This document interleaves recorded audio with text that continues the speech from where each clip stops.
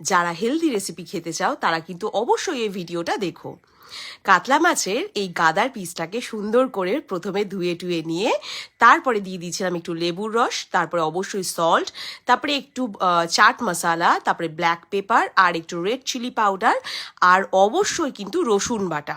এটা দিয়ে ভালো করে ওটাকে মাখিয়ে তারপরে যেই মাখার পরে যেটুকু বাদবাকি পড়েছিল ওটাতে ভালো করে বিনস দিয়ে দিয়েছিলাম।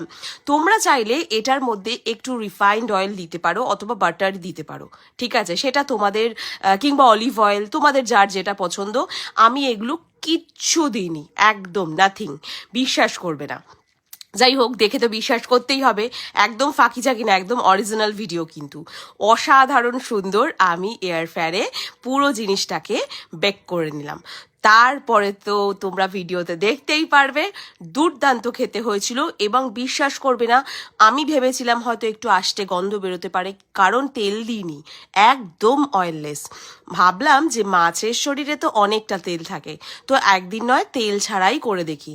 বিশ্বাস করবে না, কোনো রকম ব্যাড স্মেল নেই, অসাধারণ টেস্টি, একদম মানে খুব সুন্দর, খুব সুন্দর, মানে একদম বিয়ে বাড়ি ফেল।